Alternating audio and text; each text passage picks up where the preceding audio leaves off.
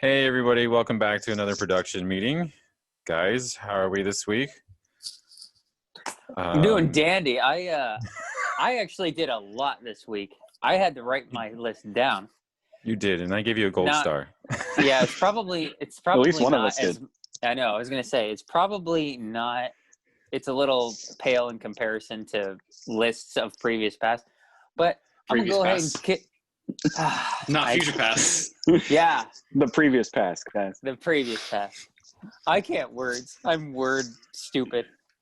But no, I did a lot this week. I had to write it all down because I couldn't remember everything. So we were talking about this before the video. Clint is not watching. He's playing Miles Morales. I finished that. Not that that's hard to do. That takes, maybe a week, if that. Well, I got this game from you, 2 days ago? And I'm 75% all the way through. Yeah, I'm not surprised. Yeah. But again, we talked about this. It's not really a full game. It's just supposed to kind of showcase a little bit of the PS5, in your home. For the low price of $50. Yeah. Yeah, I'll agree. It's not worth $50. I'd say if it was $30, I'd be like, okay, that's reasonable. That's a pretty good deal. Yeah. But and I'm gonna just give my quick rating for all these things that I just kind of bullet point. I gave that an 8 out of 10 with kind of conditions. Asterisk. It's not. Yeah, exactly. So 8 out of 10. I finally went through some of the movies that Clint had let me borrow like months ago. Starting with My Week with Marilyn, with Eddie Redmayne. I thought it was okay. 7.5 out of 10. I couldn't kind of decide on a whole number, so I was like, I enjoy this, but parts of it are kind of like, okay, that just happens. Of course, I watched The Mandalorian. Wolf Walkers. That is easily the best thing I watched this week on Apple TV. That I read Ryan's review on his page and how this could be a legitimate reason to get like a free trial at least of Apple TV. And I'm like, absolutely. Like, even if you pay for like that 1 month, that's so easily worth it. Like, I gave it a 10 out of 10. I loved it. I did not think that it was going to be that good. So whoever hasn't seen it here, you should. Another one of Clint's movies, Lucky Number 11. I know that's one of his most favorite movies. I was a little on it. I gave it a 6 out of 10. It's fine. I liked the ending of it was kind of cool with the reveals, but otherwise it was I'm not a big Josh what is it, Hartnett something? Hartnett, yeah. Yeah, he's not the best actor, but he's okay. I'll get to my review of Lawrence of Arabia later, but I did watch that. I watched Safety on Disney Plus. That was the recent edition from this last Friday. That was okay. It's very Remember the Titans feeling, but it's all right. It's not too bad. I gave it a 7. I played a little bit of Cyberpunk, kind of dipped my toe in there. I played about a half hour, so not much to report. If you're wondering if I've experienced any bug issues, I know that's a lot going on with Cyberpunk right now and amidst the chaos, but not really. There was one kind of thing where I kind of walked through one little part, but like quickly came back. Not really even worth mentioning. So, and then of course I watched the homework for this 1.5 this homework. I watched all of Sound of Metal, and I watched up to about 50 minutes of I'm Your Woman. There seems to be a pattern. The 50-minute mark in movies, if it's absolutely boring, is my breaking point. So that kind of gives an indication of my review later on. But that is everything I did this week. Dang, man. I feel like I'm the only one that had like positive things to say about this movie. Yeah, no, you're not the only one. But then again, we've got these two yahoos who couldn't even finish it. Hey, but Ryan, if you put your amount of time that you watched and combine it with the amount of time I watched, we put one view together. Mm-hmm. Okay, so that's what you should have done. Somebody should have watched the first half. Somebody could have watched the second half. Tips in the first half. I can't watch the second half of the movie. Well, I didn't write a list down. I didn't really watch. I did the homework. I played a way more than normal amount of Rocket League that I normally do. I watched a lot of random horror movies on Amazon Prime, but I didn't write the names down of any of them, except the only one that I remember because it was slightly entertaining, and this is a weird name, is Uncle Peckerwood or Peckerhead. Yeah, it's about this indie band who's going on tour, and they need a car a van to go on tour, and they find this guy who volunteers to go on tour to be their roadie. And he ends up being a monster who kills people. But it's a horror comedy, like a cheap horror comedy. But it was kind of fun. I recommend it. A good solid 6 out of 10. Dr. Peckerwood, what? It's Uncle Peckerwood. Uncle Peckerwood. Yeah, because I think the guy's name is Peckerwood, the monster. Oh, His name is Peckerwood the monster? Sorry. It's Peckerhead. Uncle Peckerhead. It's got a stunning 100% on Rotten Tomatoes Insert right joke now, here. with 12 reviews. So at least 12 people thought it was a 6 or higher. Wow. But yeah, other than the homework, that's oh, I tried to don't tell anybody. I tried to watch Prom. I made it about 40 minutes into it. So I was on the Alex limit for that. That bad, huh? What was it? Wait, was it boring or was it just god awful? It just wasn't my speed. I just wasn't feeling it. And I felt that going like about 15 minutes in, I'm like, I'm going to try to power through this. And I'm like, nah, I'm good. I don't really care anymore. So kind of like you. Happens to the best of us. It also doesn't help that James Corden was in there too. So Yeah. and Ryan's favorite Meryl Streep. I didn't want to watch it, and now I want to watch it less. I'm sure That she'll was get such a Academy glowing Award review. nomination. Yeah, she probably will. And if you go on HBO, I also watched this right before we got online. They have the first 3 minutes of Wonder Woman on HBO Max. If you want to go watch the beginning. 3 minutes worth. 84. All right, Ryan. I did the homework. I got halfway through. What's the movie called? I'm Your Woman? Criminal's Wife's Babysitter, something like that. Gosh, I'm your lady Babysitter's friend. Club. so boring. I can't think of anybody I'd recommend it to because I mean if the second half is good, that's great. You've got to get an hour for it to get good. So, gosh, and I don't like quitting movies halfway through at all. But that's 2 this week because I was saying before I tried to get through Ninja Assassin and I fell asleep. I saw Jacob somewhere commented that I can't pronounce it, but it's French from Merry Christmas. Joie something Noel was like his favorite Christmas movie, so I watched that. Very good. I watched Wolfwalkers. Thought it was very good. My headcanon Ned Stark, Arya Stark animated movie. Because Sean Bean. Yeah, and then I watched Jiu-Jitsu with Nicolas Cage that came out end of November. Sorry. It's the best movie of the year. Everyone should see it immediately. So Sarcasm. yeah, highly recommend it. It is probably good. I was just going to wonder if Nicolas Cage was a martial arts master in this movie. He's somehow the best part of it. Oh. He like shows most up, of his movies. Yeah, he shows up and makes the movie better because it's that bad going into it. Not only though is it so bad it's good. It's the first 1 out of 10 I've given this year. So, but last year I also made it to December and then gave 2 in a row. So better than last year so far. He's the best part because he comes in and makes it end. He comes in and I don't know.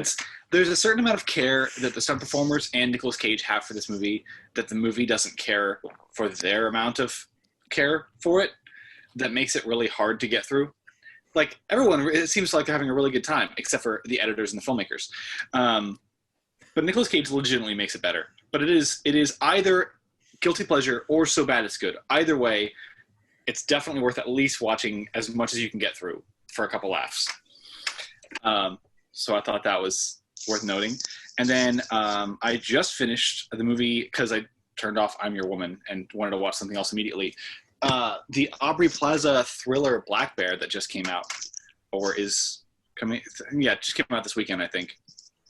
I thought that was very good. It reminded me a lot of I'm Thinking of Ending Things, but good. Where it's got that weird slow burn drama thriller aspect of it. There's a lot of passive aggressive tension, really good writing, great performances, but it makes sense by the end instead of you having to look up what the heck it's about and then finding out it's about nothing at all. So that's a strong recommendation I have. All right. Cool. Oh, Alex, you'll especially find this. Well, actually, all three of you guys will probably find this enjoyable. I started a brand new video game that just came out 13 years ago called Uncharted. So I'm going to try to make my way through those before the movie. Now, before you, whenever you finish it, you give your impressions.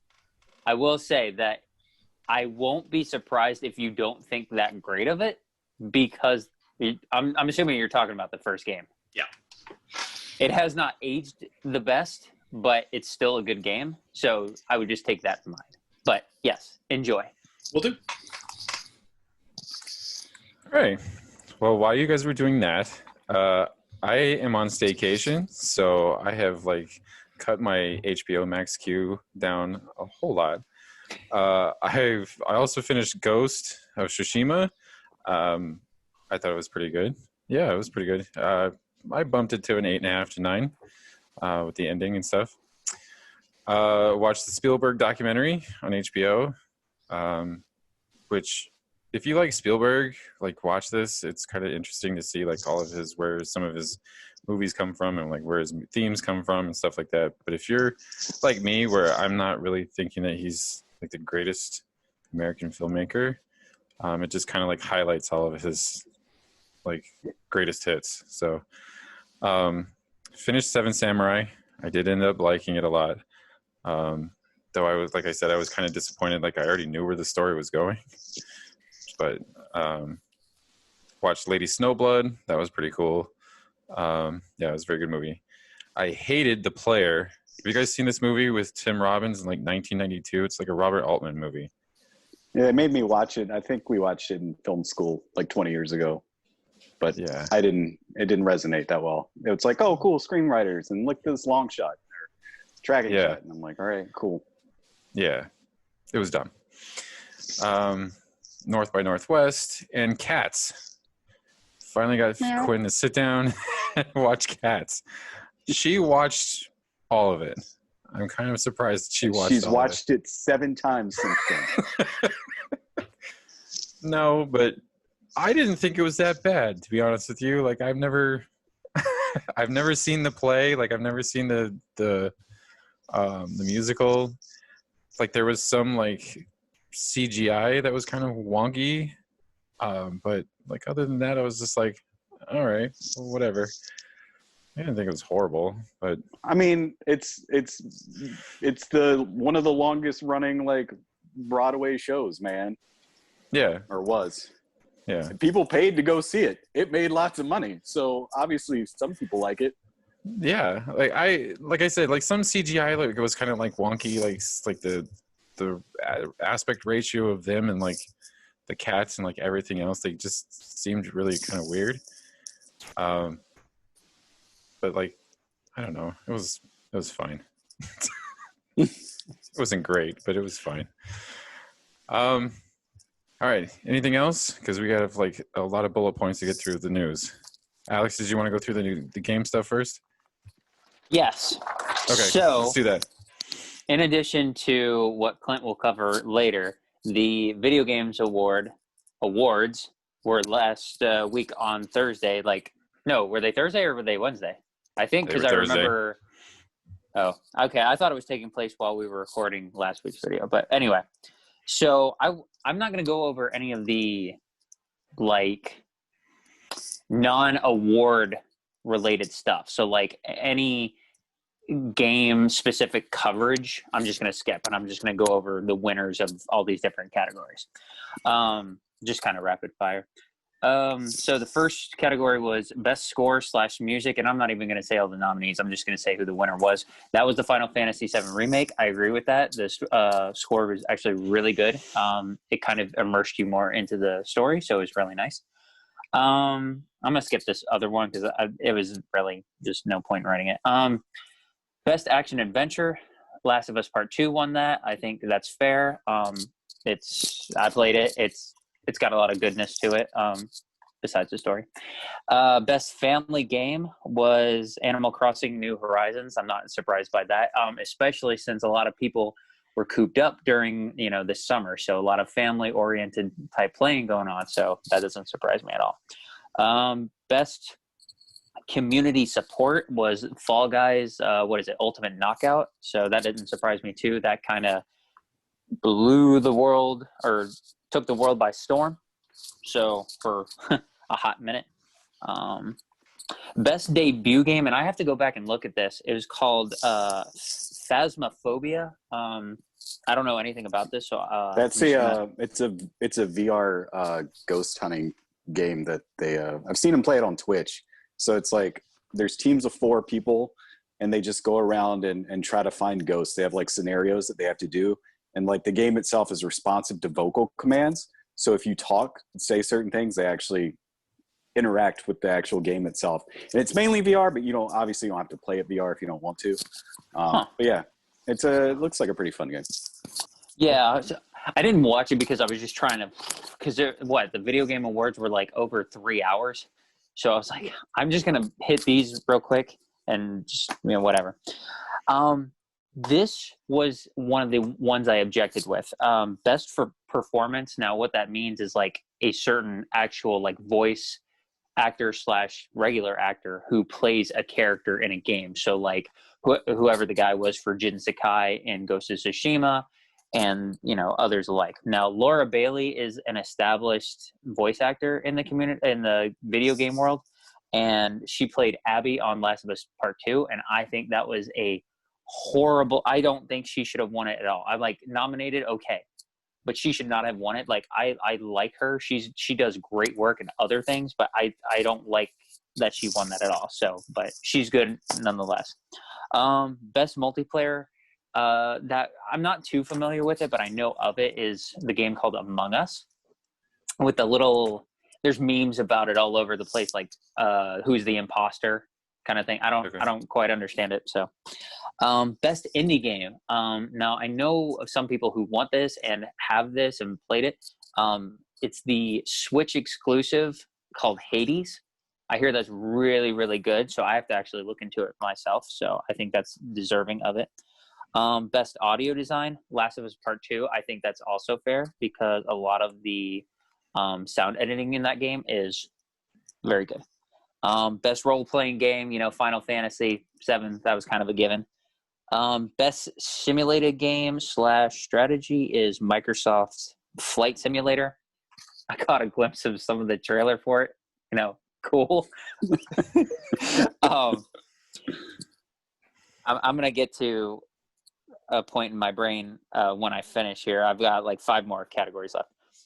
The player's choice for game of the year was, no surprise, Ghost of Tsushima, because we all played it except Matt, and we all loved it, so no surprise there. Best fighting game was Mortal Kombat 11. Best mobile game was also Among Us. Best game direction, I did not agree with this whatsoever, was Last of Us Part 2. Nah, man. There's a lot of good things about that game, but direction, I love Naughty Dog. I love Naughty Dog to death, but I don't agree with where they took the story. But that's just me. And then game of the year, also Last of Us Part 2.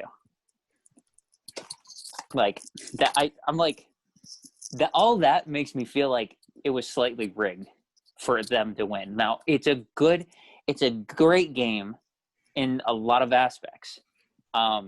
It's graphically awesome. the sound is good. The AI detection is good. Your interaction with environment is, awesome. The story just bogs it down, in my opinion, so much. And I just don't think it deserved it. I mean, and Ghost of Tsushima didn't come out of nowhere, but the expectations were not nearly as high for that as they were for Last of Us Part 2, because obviously it's a sequel. We know this other game. So I'm like, I was beside myself learning that result. I was just like, I mean, so all of our nominations from, comments and other videos, of Final Fantasy, Ghost of Tsushima, Jacob was, all about Doom and everything, which is fine. If you like it, you like it. But I'm like, none of us, I don't think any of us that have played Last of Us 2 have said, oh man, I totally love that game. I really think that should win Game of the Year. I mean, it's a fine game. I would recommend playing it, but I don't think it should have won. So, Well, has a first-person shooter ever won Game of the Year? I have no idea. I'm sure there has. There's got to be some like a Halo or something. Probably. Yeah. Yeah, that's what I was just thinking. Yeah, somewhere. Alex, I was Alex over here. This is a fraudulent award show. I'm gonna talk. My game didn't win. It's been rigged. Somebody's been stuffing the ballot box with votes.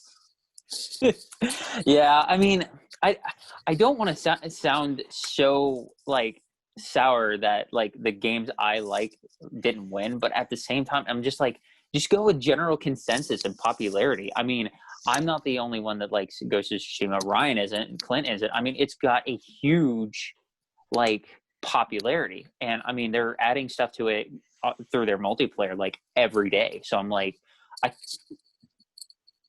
anybody talk about Last of Us multiplayer? No. Does it have a multiplayer? It does. The first one did, and so does this one. And I'm like, I have no interest in that whatsoever. Poor Abby.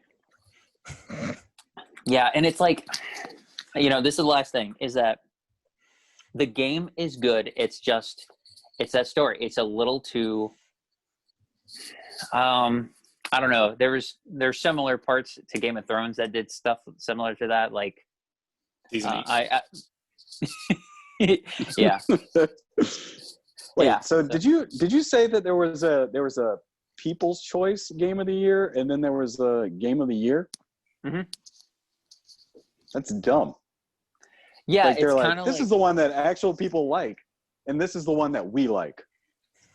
Yeah, I thought the exact thing. I was like, aren't we the ones who vote?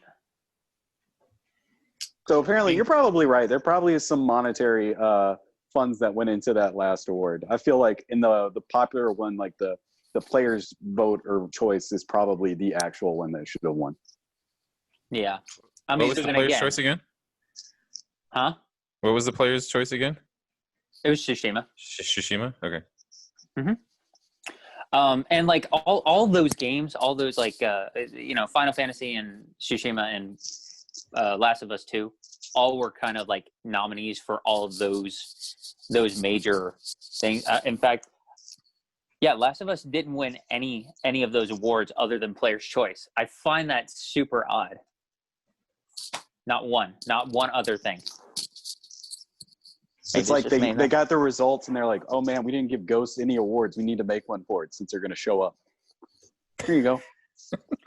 Yeah, I mean, it's kind of like, I don't know. I would consider it probably like the Nolan Ryan of this year's games. It's like, it's always second banana, but it's still great. Wow, that was a baseball reference out of nowhere. Okay.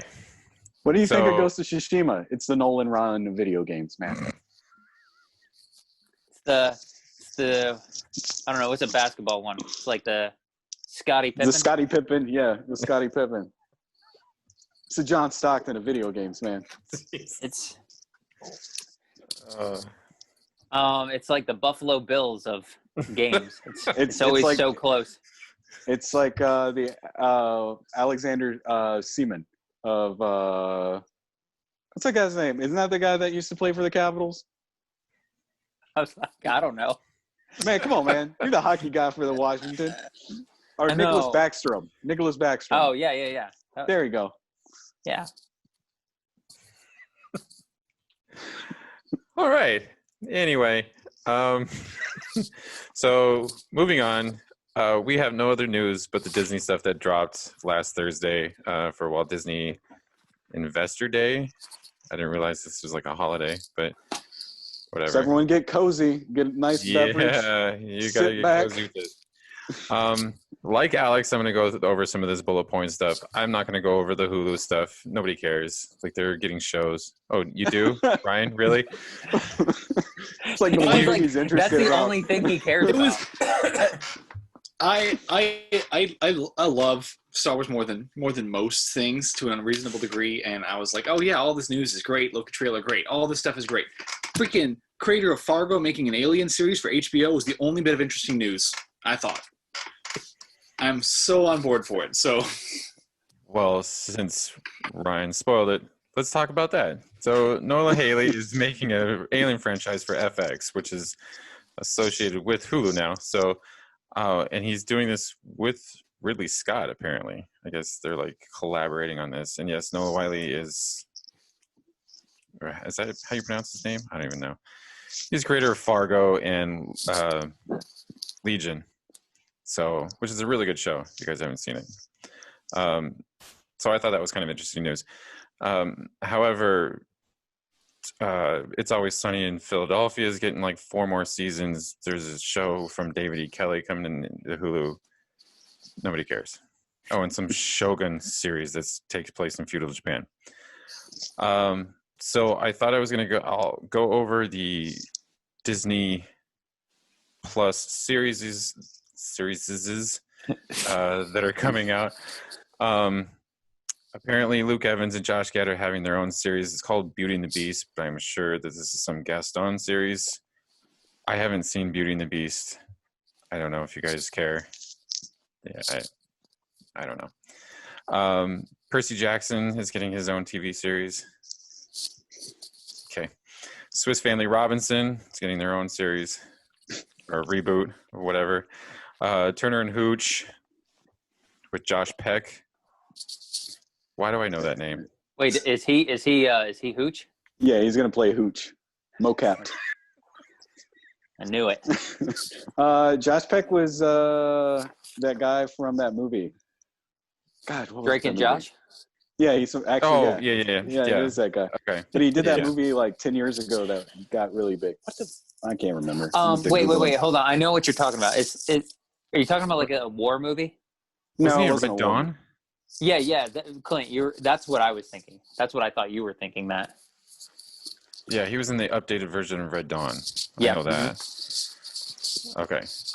All right. So, and the best one I saved for last is, of course, the Mighty Ducks. So, Mighty Ducks are getting their own series. Emilio! Don't, never Ryan. seen it. Don't. Today's not the day to ruin my childhood. Wait, you've never seen the Mighty Ducks? No, why I would I own watch? Why would I watch a cheesy hockey movie? Oh I don't my care God. about hockey. Anyway, Because it's a cheesy hockey movie and it's a feel good story, man. All right. These 80s babies are about to implode.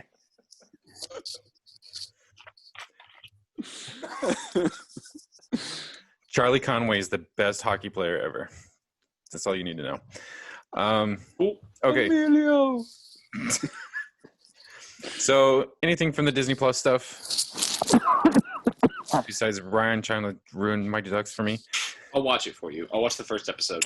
Thank you. After you Probably watch turn it all off. 3 of the movies. Oh, there's 3. Yeah, man. So you just watch the first 2. The third I one don't want to sucks. watch the first one. Yes, you do. They gotta win. That should the be your city, homework.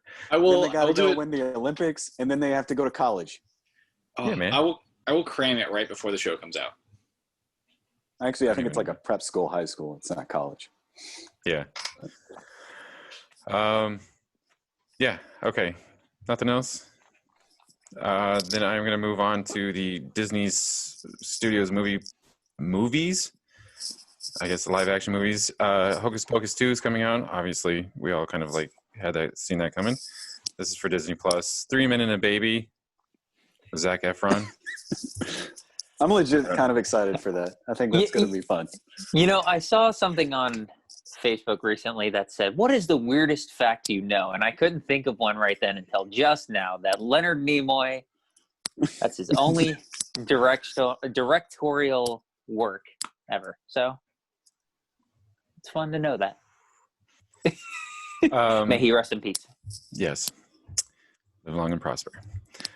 Cheaper by the Dozen is getting a racial switch, I guess, if you want to say that. I don't want to be like political about this, but like Gabrielle Union and Kenya Barris is going to be in it.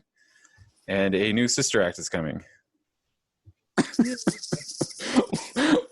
Is it going to have Whoopi in it? It is. It's going to have Whoopi, and it's going to be produced by none other than Tyler Perry. Because this is what the world needs right now. Wait. That movie's almost 30 years old, man. They're getting the gang back together to sing some hymns. You know what I'm going to be most impressed with? I'm going to be most impressed is if they can find Lauryn Hill. That is what I'm going to be most impressed with. See, I think it's going to be funny. Or I think it's funny how we were all like, "Oh man, what was the last Medea movie? Like a Medea funeral?" Yeah. He was like, "Yeah, so y'all thought that was the last Medea movie? She gonna pop out as a nun? She ain't dead. She ain't dead." I'm not looking forward to this. Okay, so we had to pause for a second. Technical difficulties. We were at Sister Act, who's coming back with Whoopi Goldberg and Tyler Perry. Like I was telling Matt, I think that if Lauryn Hill makes an appearance, I'll be more impressed. Chip and Dale's getting a movie. Chip and Dale Rescue Rangers with Adam Sandberg and John Mulaney. Robert Zemeckis' Pinocchio, Peter Pan and Wendy, and Disenchanted, the sequel to Enchanted with Amy Adams. I know. But at this point, I just feel like they have a list of properties, and then like every year they're just gonna like say like they're making a movie or a show of just some random one. Like, all right, guys, next year we're doing an Aristocats TV show. We're doing a live action Rescuers the movie. We got a live action DuckTales. We're gonna do a live action Fantasia. We're doing a sequel to Fantasia and Fantasia 3000. All music done by Post Malone. You joke, but I would actually sit in there and watch that. Well, what's funny is like these live actions, there's also a couple movies that they're putting on into animation, like Diary of a Wimpy Kid, getting an animated series, and Night of the Museum. That's what I've been clamoring for. More Night at the Museum. Mm-hmm. More Ben Stiller. Is it at least going to be called Nights at the Museum now? Nope. It's Night at the Museum. Yes. This is dumb. So, going on to their animated stuff. So, Raya and the Last Dragon will be dropped March 2021 and will be dropped in Disney Plus for the $30 more. I'm not entirely sure I want to pay another $30 for a movie that Disney drops. I thought you were going to say, I don't want to pay another $30 for Quinn to walk out of the room again. Yeah, well, should probably last a little bit longer with this one. It's animated. Yeah, this one actually has talking animals in it, right? I think so. I'm hoping this Last Dragon is at least talking. And then, of course, some of their titles are getting the series.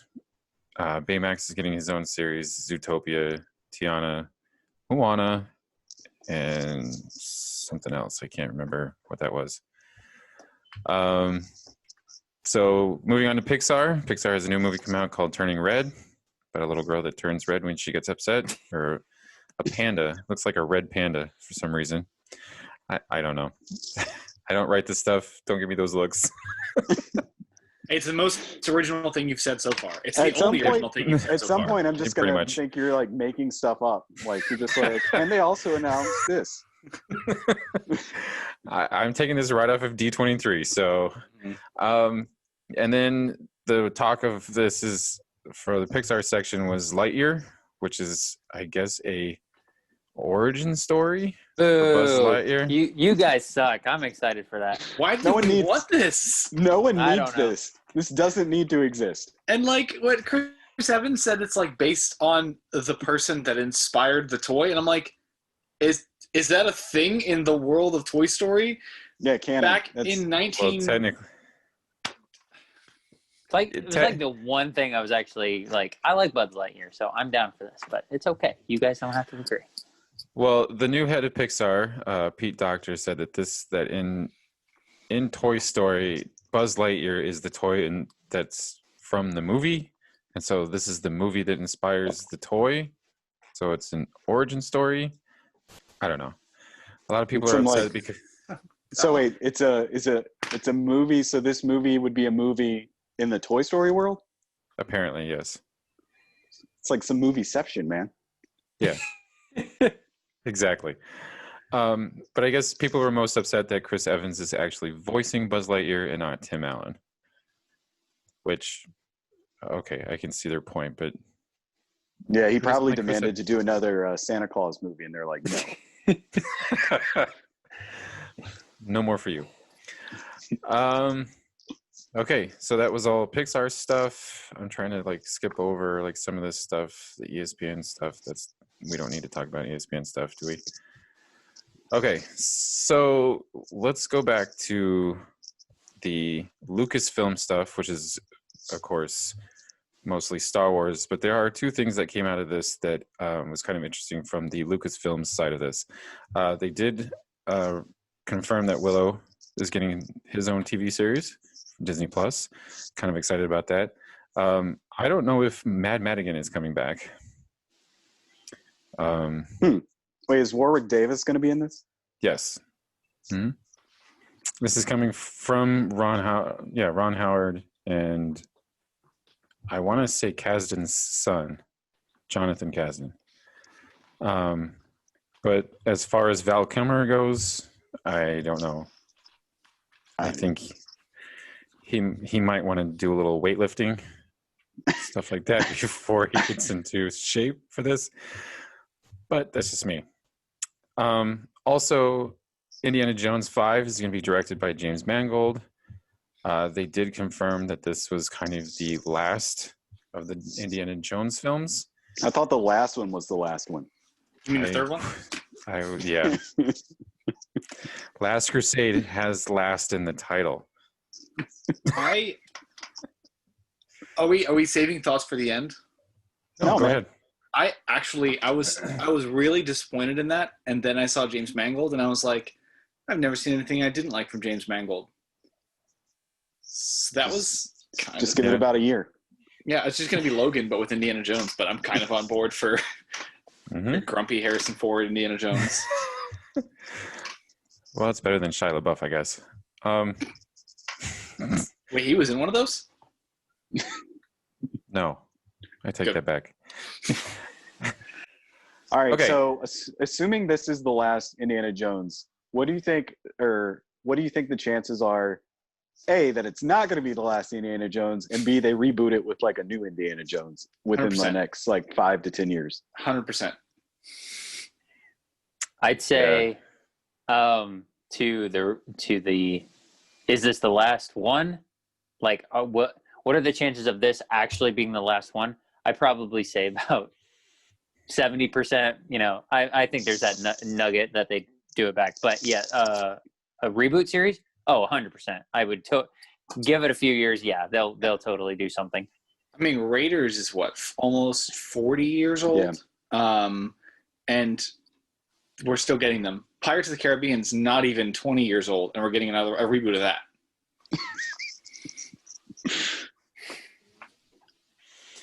Yeah. To answer your question, Matt, yeah, I think this is probably like a 10% chance this is actually the final Indiana Jones. But my question is that isn't most of the distribution rights with Paramount? Or have they all converted to Lucas? I don't know. I think that would probably be the only thing that would like stand in its way, is if like any of that stuff is still with Paramount, because I know all the distribution rights were with Paramount for the Wait. first. Does this mean Does this mean they're going to kill off Indiana Jones? I hope not. They're going to Han Solo him. Maybe. They're gonna bring in Adam Driver as his son and just Wow. stabs him with a sword instead of a lightsaber. It's a Crusader sword. This I worked like it. in the last one. All right. Any other thoughts on Indiana Jones? Please don't make this. I'm bored. Yeah, I am kind of, because like Steven Spielberg kind of like dipped out and he was like, no, I don't want to do this. And so Mangold came in to the rescue. So yeah, I'm kind of on board. Okay, so moving on to the bulk of Lucasfilms is Star Wars. First off, Obi-Wan Kenobi is getting his own series. That's like the title of his series, which I thought like Kenobi would have been like better. Why do we need to call it Obi-Wan Kenobi? Hayden Christensen is returning as Darth Vader, and I'm kind of on board with this. Sorry, like I'm. It's not like we're gonna see him. He's gonna be in a helmet the entire time. No, Hayden Christensen isn't the problem for me. Putting the character that Hayden Christensen is going to be playing. There you go. Yeah, I don't know, but Like- Kathleen Kennedy said that this was going to be like the rematch of the century, so I guess they're going to meet up. But the freaking Which So- kind of retcons like the whole. These are episode stories 4? you haven't heard yet. These are stories you haven't heard yet, guys. It's just Star Wars is in a grave, and Disney just keeps spitting on it because they keep drinking all the water so they can make the saliva. They keep spitting on it. Some That was Kool-Aid. Some of that spit is great, but like we don't need the rematch of the freaking A New Hope's supposed to be the rematch of the century.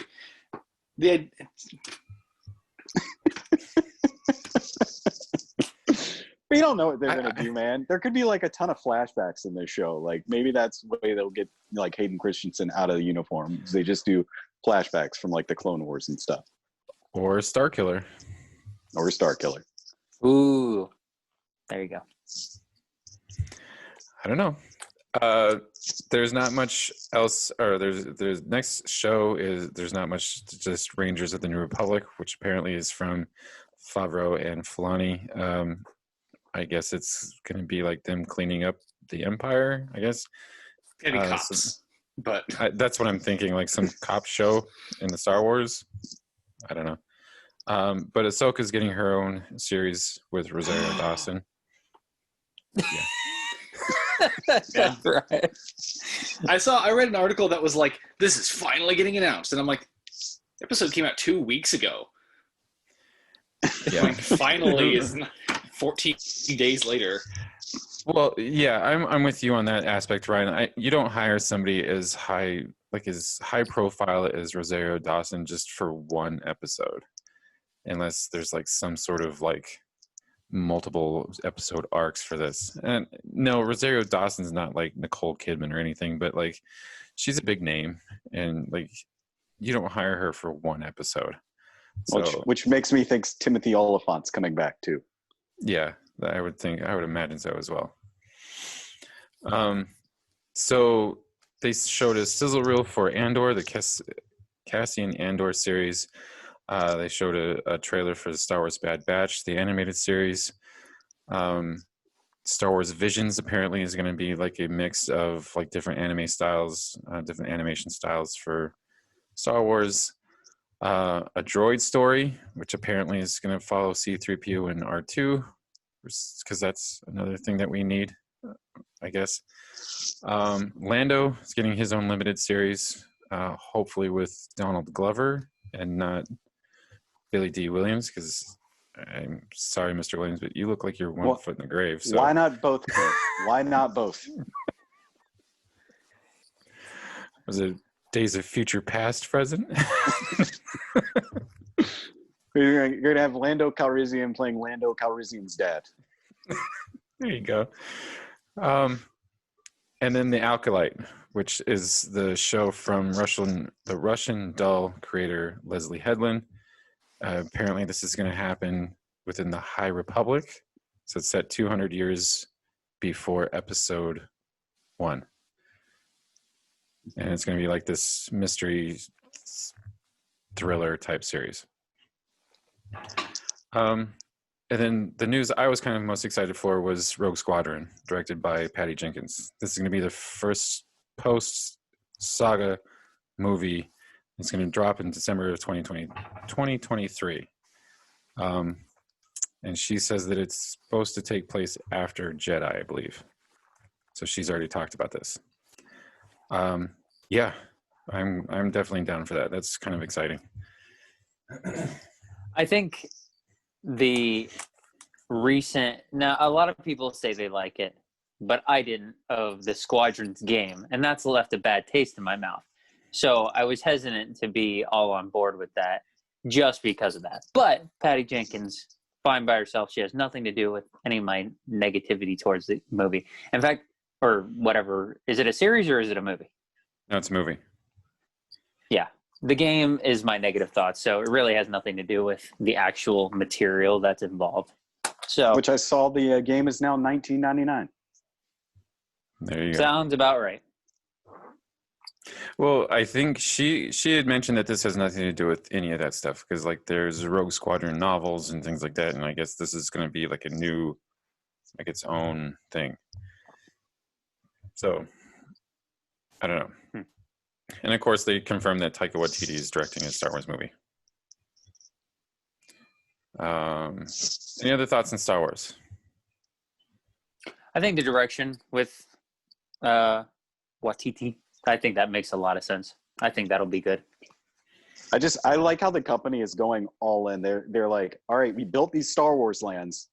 Now we need to make so much content to like invigorate this, especially now that they don't have those movies. I mean, we've got new movies coming out, obviously, but they don't have anything soon.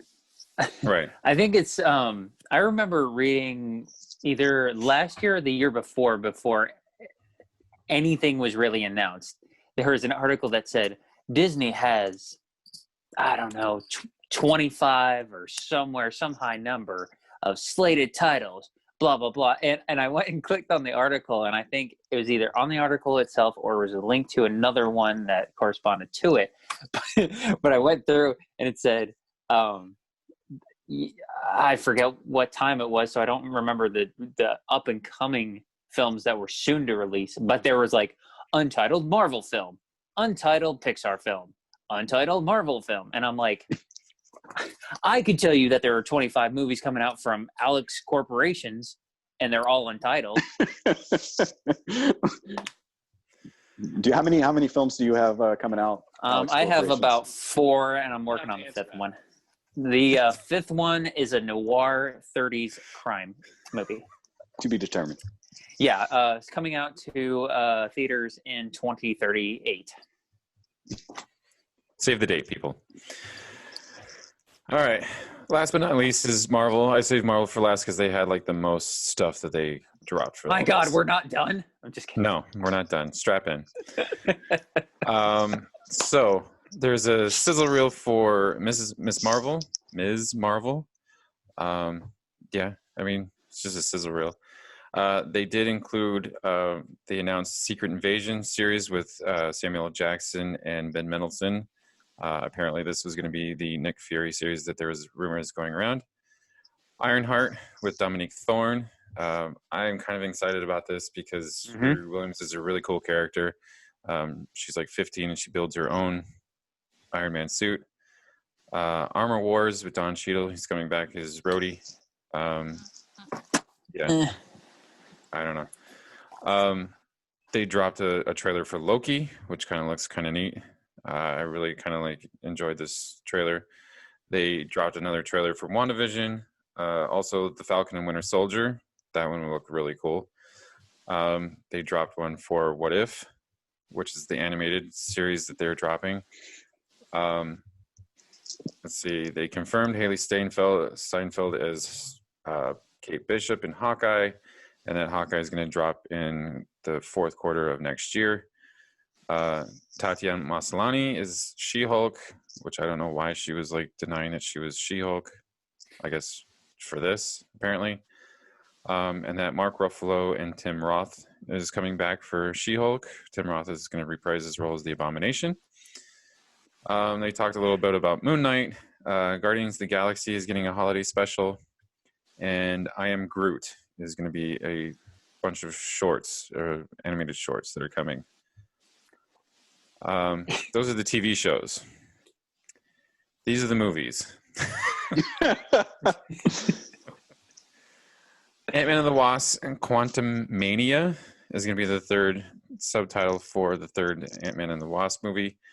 Of course, Black Widow is coming. They talked a little bit about the Eternals. They said that Doctor Strange and the Multiverse of Madness is starting to film. Thor, Love and Thunder. They confirmed who Christian Bale was. He's, oh God, it's not here. It's somebody, the God Smasher, God Killer, something. Grode, something like that. Black Panther 2, they said that they're not recasting T'Challa, and that Suri's going to have a bigger role. But the way that Kevin Feige made this sound is that it's going to be like a community thing, I guess. Whoever is going to take it, it's like going to be like passed on throughout the community. I don't know. They did confirm Blade. They did confirm Captain Marvel 2. And, of course, the big one was The Fantastic Four, directed by John Watts. So Now, for those of us who are not familiar with any of his works, is there anything else that would... You're very familiar with his work, sir. Okay, I don't know his name. He directed the last two Spider-Man movies. Oh, okay. Yeah. I don't know. I don't know how I feel about another Fantastic Four movie. You know what they it's say? like, what? Third time's the charm, man. I was gonna say. I mean, how We're many not counting. times have we? How many times? Yeah, I know, right? No, I think the funniest thing to take out of, well, for me, is out of everything you just said. Mark Ruffalo is still not getting his own solo Hulk movie, and I think that's oddly hilarious. What? Well, the reason is because like some of Hulk's distribution is still with Universal. Oh, see, I had no idea about that, but I still think it's Yeah. funny. Yeah. That makes sense now. Yeah. Huh. So I don't know. I'm most excited about the Ironheart series. Yeah, that's kind of cool. Yeah. But I mean, of the more immediate stuff coming out, Falcon and Winter Soldier, yeah, that did look pretty impressive. So I'm more excited about that now than I was before. Which is dropping March 16th, I believe. Yeah, right around the corner. So if you figure what WandaVision is supposed to be like 6 to 8 episodes. Mm-hmm. So like The Mandalorian, it's going to like roll right into the next Marvel series. Which Mandalorian, I guess The Mandalorian is coming holiday of next year, and Ahsoka, I believe, is going to be the fall of next year as well. Yeah, didn't they say Mandalorian season 3? Correct me if I'm wrong. Wasn't it going to start on like Christmas? Yeah, I think they said it was going to be December. Yeah. They said it was going to be December of next year. Okay, Yeah. at least December. Okay. Mm-hmm. Okay. All right. Any other thoughts on the Marvel stuff? Ryan's just not an excited for avalanche. Fantastic Four. I'm just excited for the casting for that, man. Let's see what happens. Only if Michael B. Jordan gets to direct it. The only thing that I was kind of like put off by the Marvel stuff is that they didn't really talk about the Eternals. I think so. They probably just forgot. Yeah, it was almost like, hey, we have this movie that's still coming out. Thanks, Kevin. Eternal.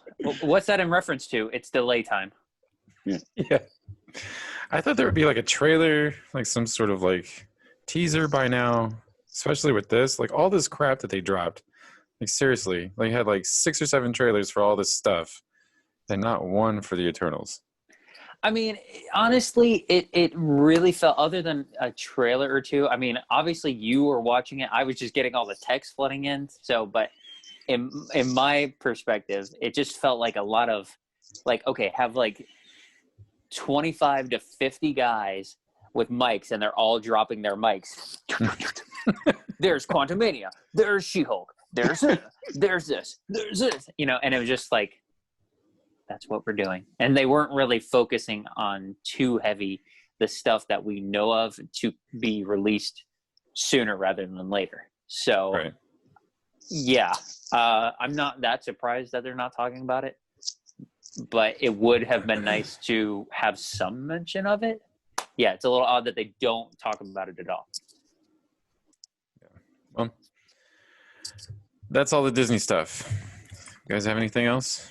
Yay. Yep. That's why Or we now. have no other news. Okay. Well, then, you guys know what time it is? Mando time. I thought it was clobbering time. Clobbering time. I thought it was hammer time. So, chapter 15, The Believer. Mando has to break Mayfield out of prison because he has some sort of code to track down Moff Gideon to find Grogu, and stuff ensues. I actually really liked this episode. It was kind of neat. I really enjoy Bill Burr's version of this character. It's kind of cool. And spoilers, he takes his helmet off. So apparently he was on set for a couple of days or so. So, but yeah, I mean, I kind of dug this episode. It was kind of neat. It was kind of a good setup to our season finale. We have one more episode left this season, guys. Makes me sad. So sad, man. It is sad. I think I'm with you. I'm with you with this Bill Burr thing. I think he adds like a tone that we don't get anywhere else, at least in this series. And so it's kind of refreshing when he's on screen. Yeah. And that to counteract with the Mandalorian himself and you know, the Empire, I think it's fun to watch. And I even enjoyed the episode from last season that he was in, just for that reason. It was one of my favorite episodes so far this season. I thought it was pretty good and pretty entertaining. And plus, like you mentioned, I don't know if it's a spoiler, but you do see his face. You see his face. He takes his helmet off. So now you got a face to match that voice, which is weird. Yeah. Other than that, the only issue I had was the little stinger scene at the end. It just seemed out of place with where Mandalorian is sent out his little, you know, transmission announcing like he's coming for them. I just thought it was weird. I didn't think it fit. It was just a weird tone. Other than that, it was great. Definitely probably like a 8 out of 10. Yeah, go 8. I'm gonna jump on that because Matt pretty much got exactly what I thought too. I liked it. I couldn't help think. I remember Clint saying something about like it was Bill Burr kind of. He was playing it, and he was supposed to be this kind of character, but it was just Bill Burr being Bill Burr, so it wasn't totally. I don't know if it was Clint, but I remember somebody saying it, and yeah, I agree. I think the character he played it like a little like himself, but it also was like. It was effective in another way that he played it, and I liked it. But I totally agreed about that ending. That I thought that was really weird. Like, had he divulged a little more information, then maybe it would have made a little more sense. But yeah, I thought it was totally out of place, and it just kind of seemed odd. Like, okay, that episode could have ended differently. Maybe not necessarily better, but yeah, I think that was an odd thing to include. So. I agree. It was one of the better episodes, like in the top 3 of this season for me. And 8, yeah. Yeah, I'm sorry. Before you go, Ryan, I think with with Bill Burr's stuff, it's just I think this time around it had a little bit more weight with his little bit more backstory. And yeah, that call to Moff Gideon, like they could have ended it as they were getting on the ship and like leaving. I think, like, I don't know, Matt, you may agree with this. It just, for me, it just seemed a little out of character. Like, it doesn't really. I think that's exactly what it was. it just didn't seem like anything that like Jaren would do, or any like Mandalorian would have done to like, we're coming for you, you know. It's just kind of weird. 100%. It's so weird. Go ahead, Ryan. Sorry.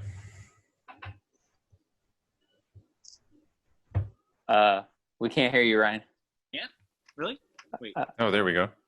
A little bit now. is it this or is it this? Yeah. When you're closer, I have to we be can hear you better. Like this. I will talk. Yeah. I will speak up. Okay, now we can hear you better. Yeah, there you go. Yeah. I thought it was a very good episode. Little fan servicey moments. Love the Sonic. Oh yeah. Love that sound. That's like my favorite sound in Star Wars. Yeah, and Bill Burr. I didn't even like him in the first episode. I thought that was one of my least favorite episodes of season 1. So I have had less than an hour with him on screen, and I have had 7 hours with Finn on screen. And I thought this ex-Imperial was much more interesting. He's become probably one of my favorite characters in Star Wars. I'm going to give you another high five, sir. So I loved the tension building and the kind of Inglourious Bastard style, sitting across the table with maybe the biggest Imperial jerk we've seen in Star Wars. Yeah, I don't know who's that guy. I'm assuming he's some character actor. I don't know what he's from, but he's completely stood out as like, or he's the first Night King anyway. I thought he looked like Joe Chill from Batman Begins. He is. Oh, okay. He's a lot of things. Yeah. I that's where I think that's what I've been trying to think of the last like week. I've been like, I know that guy from somewhere. He did it phenomenal, and the last couple episodes of Mandalorian have solidified my theory that the Empire doesn't care who the stormtroopers are, but if they just hire a bunch of jerks, just the worst people in the galaxy as the officers, then the stormtroopers have to do the bad things. So, yeah. Which is funny because you ever seen that little inside joke where like Boba Fett was like, he looked at Boba Fett and he's like, why don't you go? And he's like, to say that they would recognize my face, to say the least. I was like, that's kind of funny. Yeah, every old officer will be like, hang on. Yeah, right? Yeah.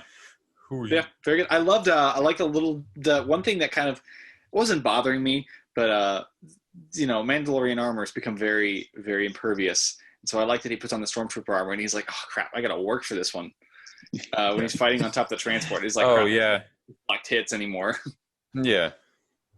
So, which I know this is really nitpicky, but how did Boba Fett have time to clean his armor and not his ship? Like seriously. Autopilot? Yeah. Apparently. Like he was like, I love my armor more than I love my ship. I don't know. I'm also very concerned about those 2 stormtroopers that were driving that transport that got mugged, and then they got their clothes stolen. Where are they at now? Did they just leave them in the woods? I mean, them? I think there's a support group for stormtroopers who have had their uniforms taken. They obviously all lose their jobs, and so they've all got to go to statistically Tatooine, and they all sit in a circle, and they're like, Kanan and Ezra stole mine. How about you guys? No, some Mandalorian and some weird bald guy stole mine. Well, at least you guys got B-listers. Yeah, right. Those poor guys. That was kind of interesting, though, that portion of the show where you're not rooting. I mean, you're obviously rooting for Mando and them to survive that attack by the pirates, but then you get to see like the stormtroopers actually happy that they made it to the end, and everyone's like happy and cheering, and you're like, wow, these people don't seem like jerks. They're actually happy that they survived and they saved it for them. I thought the same thing. I thought that. I was like, it's kind of interesting to see like the whole celebration, but on the other side, kind of refreshing almost. I think they play on it well too, because I don't think I, as an audience member, have ever been excited to see stormtroopers, and they finally got across the bridge, and I was like, oh, thank goodness the stormtroopers are here. Yeah, right. The TIE fighters flying. Yeah. And they're still missing everything they shoot at. What is going on? Did anybody else notice that they almost hit the transport too when they were flying over? I was like, wow, that was really close. Just in case anybody was on the sides. All right. Any other thoughts on Mando? We only got one Cool. more episode, man. One more episode. Has the duration of the last episode been announced or no? Like Uh, the amount of time. 19 minutes. I knew it. No, we should have just a bet going. What's the over under? Like 36 minutes. I I'm going think 45. Yeah, I think I the was over gonna under is say. probably around 45. it's gonna be that's comfortable. I don't know. I might just caution to the wind and be like, I think they're gonna go just shy of an hour. And Yeah. and now that I think about it, they might have just put that little thing at the end of this episode just because maybe the next episode is going to be like a banger, like it's going to be all out, and that's like getting you ready. Like if you're watching them back to back to back to back, you see that and you're like, uh-oh. And then next episode they're just boarding the ship and sneaking in and shooting everything. So who knows? Maybe. I don't know. Chapter 9 was 52 minutes, so Yeah. they may end with a bang on this one too. I don't know. All right, well, that does it for Mando time. And so now this week we reviewed, well, Matt and I reviewed 2 movies. Hey, I reviewed 2 movies. And between Ryan and Alex, they reviewed 3 movies. That's true. So let's get, I guess, I Am Your Woman out of the way. So no, you're going to be awake for this one. You didn't do your homework, so get up. I don't think you could have slept through that movie with that baby crying the entire time. I submitted a different assignment. Does that not count? I did an entire other movie. So I put 2.5 hours into my homework instead of 2 hours. You asked me to do 2 hours. I did half of a paper and then another hour 45-minute paper. Ryan's like that student.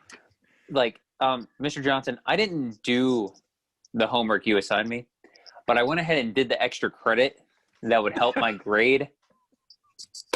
So here you go. So I did this in high school.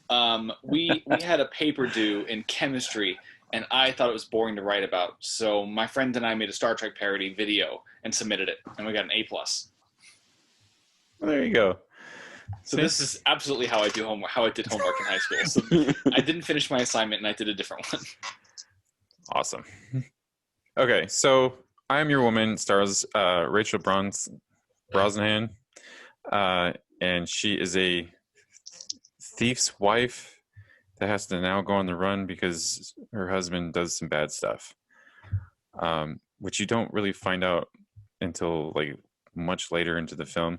So Matt, if you don't mind, let's just do spoilers for this because like these two haven't seen it and they're not going to watch it. So Okay. I think I should give my review real quick because I'm just gonna you're gonna have to bear with me. Just no interruptions. I'm gonna reenact some of the dialogue that goes on in the movie. Can I be and the how baby crying through the whole movie? Yes. No.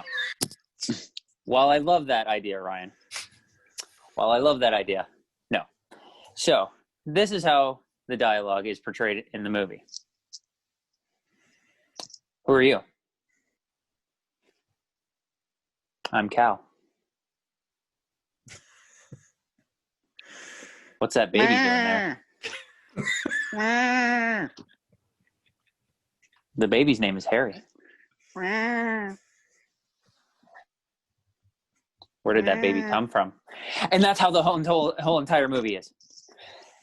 At no point is there a organic exchange of dialogue. Nowhere in that movie. Not in the 50 minutes that I saw. I was like, this is why it's 2 hours. This was probably only 45 minutes worth of content, and they stretched it out into 2 hours. I was like when her neighbor comes over and she's like, what's your name? And she takes like 3 minutes to think of Mary. And I'm like, this movie's making me not only bored, but mad. That's my review. I don't even have any specifics of the movie. Stupid. 1. I gave it a 1 out of 10. go ahead, Ryan. I gave it like a 5, or a 4 or 5. I don't know. I'm not gonna genuinely rate it because I didn't finish it, and I don't believe in actually reviewing or rating a movie without finishing it. So NA for me too. But I did fold laundry throughout the first hour and didn't miss a thing. So my biggest pet peeve with the whole movie is that I could be wrong. It might become From Dusk Till Dawn in the second half, and it just completely changes, and I don't know what's going on. But the first half seems like it's building up as a kind of core character piece for this character who who has to go from really having no experience with anything in this situation whatsoever, from wanting to be a mother and then not wanting to be, and then having to be, and then having to deal with all of these life issues and having to learn how to do all this stuff. And that is an interesting character represented in a very bland way. And I think that because there's a rule in movies where you show, don't tell. They open with showing some of her backstory by introducing the baby. Then they tell you everything else about that you need to know about her character. But if you're going to set up an interesting character, maybe just tell it all or show it all.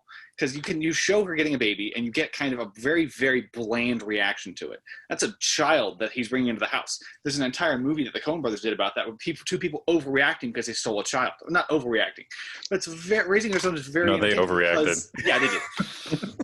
Yeah, to the point where they escalate the situation hilariously. But you get this point where she's like, oh, a baby? Whose baby is that? And I'm like, that's not a reaction.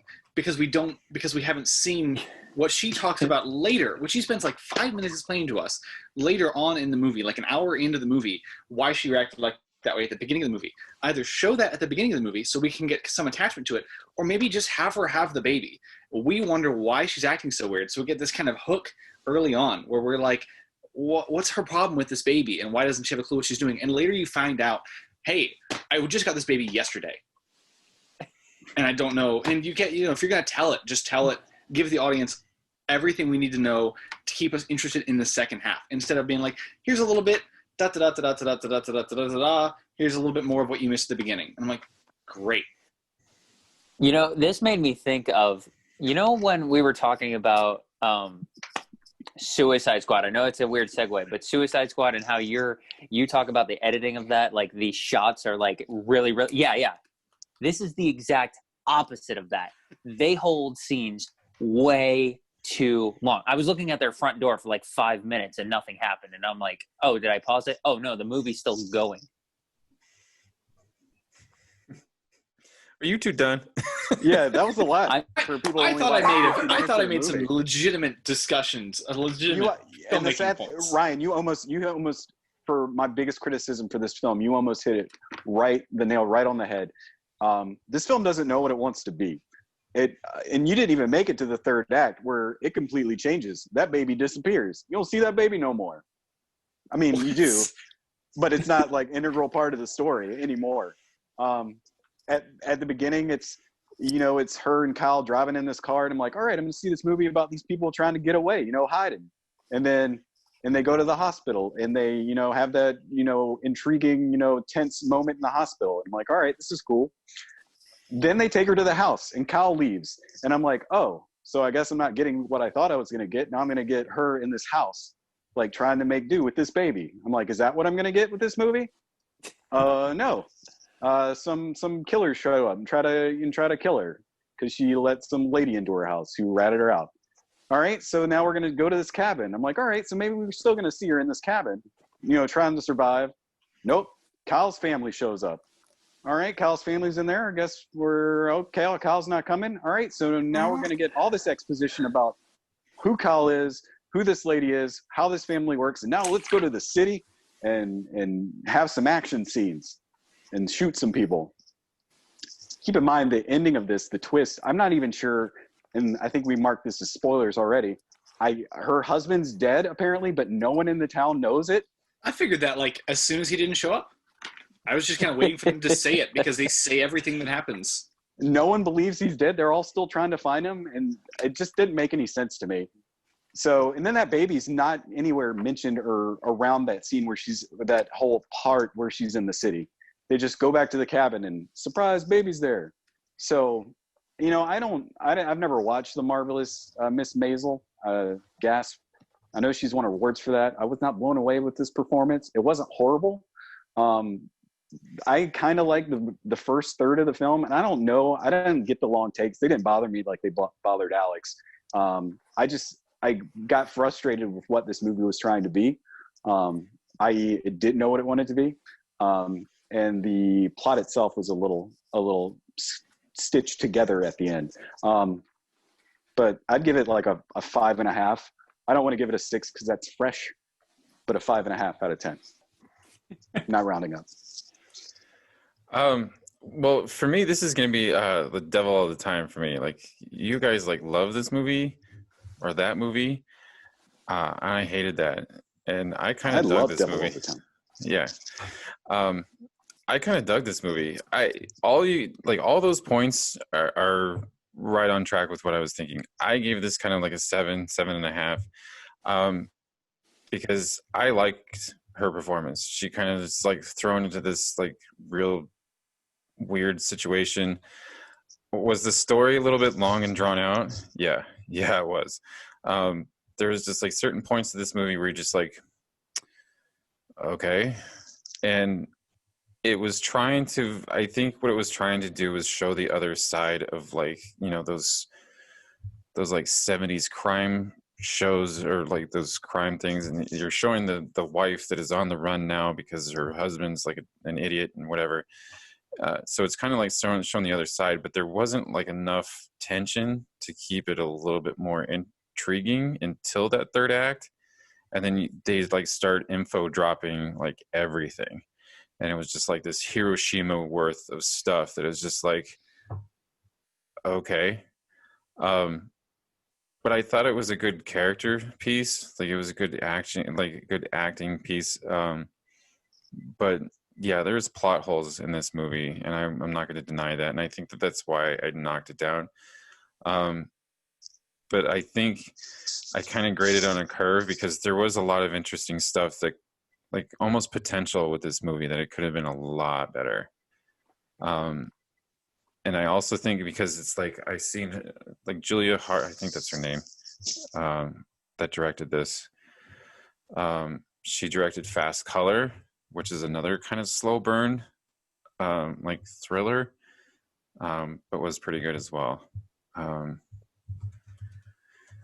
So yeah, I give it like a 7.5. Yeah. I have one more thing that I think bothered me a little bit, and I'm like, if you're gonna take an hour to do, I'm gonna just be mean, but I'm not trying to be overly mean. But if you're gonna take an hour to do nothing with your story, and you're gonna focus on your character reacting to things, it helps to get to know your character more. And I think that's what my problem with the setup was, because I mean, I don't open up to people that I've known for years, and she's like, oh, here's a stranger, please go away. The stranger comes back, and she's like, oh, well, let me just pour my soul out to you. And I'm like, you've known this person for maybe 6 minutes, and then the stranger goes upstairs, and she's like, oh crap, the stranger's here to kill me. And I'm like, but you were just willing to just express all your feelings to this person. So do you know, so maybe she's just a very trusting person. She seems a trusting person because she's just willing to go along with everything in the movie. We also don't get much about this character early on, and that's why I think that's what I think is really hurt in the setup or lack of setup for the movie. Yeah, I don't know if that was like some sort of like tick for this movie where it was just like you're trying to like kind of like, and I hate to kind of segue like this into Sound of Metal, but like with Sound of Metal, you're kind of following his journey. And I think that's what they were trying to do with this movie. So you're not giving all this information because she's not giving all this information. And I kind of get it, but it was just kind of like you said, right? It's not until like the end of the movie where you start to get like loads of information. Like, you know, the other woman was like Eddie's first wife, and the kid is, you know, the older kid is like his kid too, and like all this other stuff. And you're just like, okay, that was like a lot of information in like 30 minutes of the movie. Yeah, just watch the last third of the movie, and then you can get everything. The first 2/3 you don't need to watch. Just watch the last third. That's it. Oddly enough, yeah, I think it also doesn't help. I don't think her character. Ryan mentioned it. Her character is not interesting. She's not, and she's not like street smart in this movie or anything. She's very, I don't want to call her dense, but she's just very not there. And I think that's what hurts us, just for her being so boring of a character, not interesting. Right. It's when the other characters interact with her that it gets interesting, but it's not her that's interesting. It's everyone else around her. And I do agree. Like, this kid had no bearing on the story whatsoever. I don't know what she's carrying this kid around for, or why this kid was even a part of this story, because it really doesn't have anything to do with anything. Because I think they made this like offhand comment, or she's explaining to somebody that he took the kid because some girl owed him something, and so he took the kid as payment or something, like, I don't know, I can't remember, but it was just like, why are you carrying this kid around? Like, it doesn't really have anything. I kind of thought that this kid would have like some sort of bearing on the story somehow, but it was just like, nothing really happens with this kid. Yeah, So it almost needed to just be 90 minutes of this character, and we get the other side of that 7. Like you said, I mean, it's not quite like you're like the Kitchener Widows, where it's like, oh, they're going to go do crime instead because their husbands are in jail. It's right. an interesting premise, but they start out with this woman and this baby, spacebar, spacebar, spacebar, story, and then by the end, it sounds like it's story, spacebar, spacebar, spacebar, this woman and this baby. Yeah, yeah. I mean, you're absolutely right, because it's like you said, like, the last 30 minutes of the movie, the kid's not even there anymore for story purposes. I don't know if anybody else hiding in the hiding spot. I don't know if anybody else felt this way. But while watching it, I mean, it's clearly a 70s like themed setting, but like the way I don't know how you guys would maybe be able to, you know, jump in on this and tell me why I feel this, but I honestly didn't feel like, other than like the furniture and maybe some of their clothes, like being 70s, I really didn't feel like I was in any situation, shape or form in the 70s. Like, I just felt like take a current situation and just throw all that old furniture in the scene. And that's what it felt like. Was it the lack of disco music in the soundtrack? I don't know what it was. I can't explain it. It didn't feel like, I don't know. I think that the writers were trying to go for this like French Connection type thief like feel to the like thriller, those 70s noir films. I think that that's what they were going for. But yeah, Alex, I don't. And maybe like cell phones, probably taking this whole cell phone thing out of it. You know, all the modern technology. Yeah. Because I mean, you can track, like if you're taking to modern times and he's got his cell phone, you can track where he is, and you just go to wherever he is. And so the whole MacGuffin of him not knowing where, if he's alive or dead or whatever, you take all that out, and that doesn't build any tension. Yeah, but I think it's just also the camera, what is the word I'm trying, like there's no filter, maybe for lack of a better word, that's like, that gives it that kind of old hazy kind of look that, you know, a lot of typical older movies are used to implementing, or I mean, because that's where the technology was. It just, because it looks so crisp, I will give it that, it looked like so crisp that I just didn't feel like the setting was genuine, I guess. But I don't know, Alex, I think you're right, because I mean, it does look a little desaturated, and that's not an old thing. That's a very now thing to do to movies. Yeah. So. Or it's my computer screen. Well, we got to move on. So the next movie that we actually all watched was Sound of Metal. You two, Ryan and Matt, you guys watched this last week. Yeah. I'm going to turn my volume all the way down for this. Yeah. I'm done. So you guys watched this last week. Alex and I watched it today. I watched this morning. So, so a rock drummer has lost his hearing and now has to kind of like deal with losing his hearing and dealing with life as with no hearing. So I enjoyed the performances of this movie, and I enjoyed 90% of this movie, and I thought that this was acted really well. The sound design was done really well, and stuff. There's just a little like some idiosyncrasies with this movie that like still kind of bugged me. And I know all of you are going to disagree with me on this, and you maybe not. I don't know, but like the beginning of the movie where he starts to lose his hearing, how do you go a whole day with nobody noticing? Like that just kind of was weird to me. Like you kind of like go through this whole day with nobody going, what? What? I agree with you. Although I do like maybe for a day, like he could just pretend like he's like really tired and just not really talk to anybody and just like go to sleep for most of the day. But I get that. I think that's a legitimate like little bugaboo about the movie. Yeah.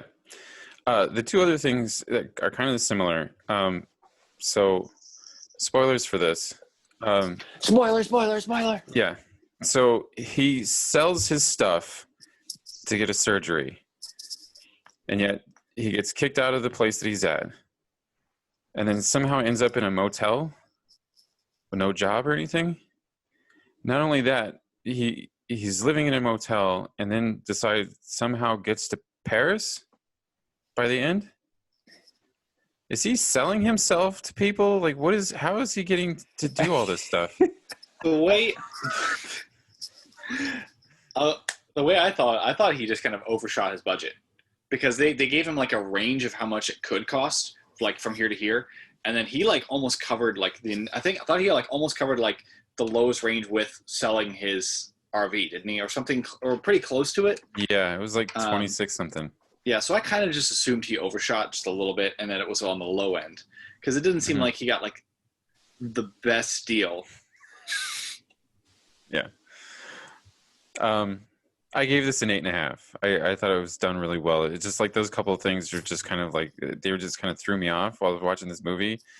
Like all of a sudden he's in Paris and I'm like, okay, now we're in Paris. All right. But that's just me.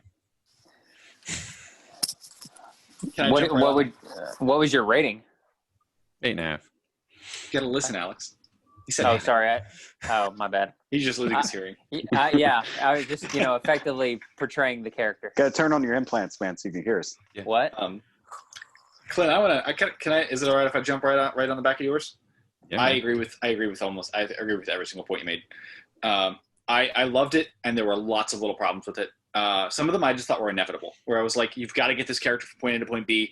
You've already put yourself in a corner. You just got to go for it. A couple of the things I was like, yeah, exactly. Movie's got a movie. The pacing I thought the pacing was really great throughout, but I was like, oh, they do really get to the fact where he's lost his hearing right away, and you don't get a lot in the process of like the struggle of him trying to figure out what to do next. But at the same time, I wouldn't take away from later in the movie. I wouldn't add to the runtime. So it's already 2 hours, and I'm not sure more than that wouldn't tax on the pacing. And I loved the sound mixing. I hope it wins an Oscar. It'll probably be the only thing it's nominated for, but I hope it wins an Oscar. I thought it was really inconsistent, actually, but I understand why it was inconsistent, because you can't just deafen the audience. I mean, I understand like giving them the perception of it, but at the same time, at the expense of us sitting through the movie. We're not necessarily in a movie just for a sensory experience. We're in it for a strong character arc, and that sensory experience can take away from some of the writing too. So I thought a lot of the problems I thought I had with the movie, I'm like, you know what? So I also gave it an 8. Riz Ahmed was fantastic.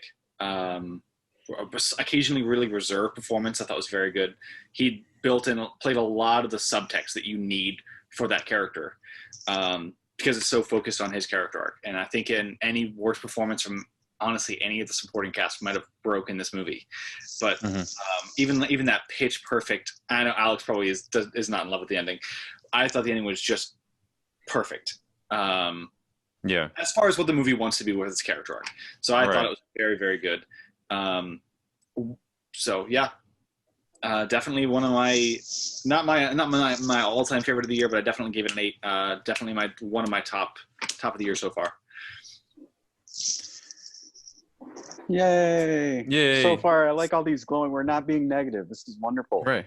Now I get to talk. I'm just playing.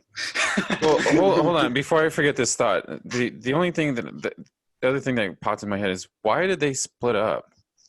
That's the other thing that didn't make sense to me. Like, is she just like, I understand like his character arc and like him like leaving, but is it like she's a drug apparently? You mean in the big, like in the midway point when he is going to stay? Oh, at the It's end. like Yeah. I kind of saw it as, because he didn't Mhm. leave Paris. I kind of saw it as he wanted to get back to his life. He like his whole focus is just trying to get back to something that he's lost, and she's found a way to actually move on and come craft something better than what they had. Right. And he's still stuck, and he's a drug addict. He's addicted to hearing, and he's got this experience that he's trying to recapture. And that's the high of the movie. At the beginning of the movie, he's trying to get that high again, and it takes. And so I think they both realize, well, we want separate things now. But I think that last bit at the end, I mean, honestly, it reminded me a little bit of, not to just say it's a drumming movie, but at the end of Whiplash, where you got this like last little bit where something changes in the character arc. Whiplash just happens to be for the worse, but where he's got this. I mean, not for the movie. Whiplash is fantastic, but for the character. But you got this little bit where he's like, you know what, I'm going to go do my own thing, and then he has that moment of silence. So I think it's kind of a hopeful ending where you'll be like, yeah, she's probably a couple blocks away. Go back and live this life here. Mm-hmm. So, All right. Sorry, Matt. It's okay. I could just say I agree with everything that you say, and I do. The funny thing about this movie is, especially with is it Riz or is it Riz Ahmed? We haven't seen him in anything before. At least I haven't. So He was in Venom, wasn't it? Venom, Rogue One, Nightcrawler. Okay. Well, yeah, it didn't stand out to me. Like, He's this terrible one's in Venom. Yeah. It's not his fault. It's such a badly written character. But his character alone makes this movie. How neurotic, how much of an addict he is. The way he, like you said, Ryan, chases that high the whole film. Like, that's his goal. It's gonna get fixed one way or another. Even though he's living this better life, or not better life, but he's a better opportunity or better life is right in front of him. He's still looking to go back to what he had before. And just his performance in this movie was just amazing to me. Actually, everyone's performance, I think, was solid. The another standout was hold on, I got his name right here. What's the leader of the community? Yeah, the leader of the community. Good. Yeah, that was like their interactions, like a couple conversations that they had were just spot on for that entire movie. And you guys mentioned the sound design. I mean, that's half the movie right there. It's like half the movie's his performance, the other half is the sound design for this. There are plot holes. There's a few things that you could nitpick at it, but I don't think it really plays a huge role in this film, where the singular focus is this addict dealing with the loss of his almost livelihood. Right. So it's great. Overall, I'm going to give this, I can't give it a 9, but it deserves better than an 8.5. So I'm going to give it an 8.78. It was good.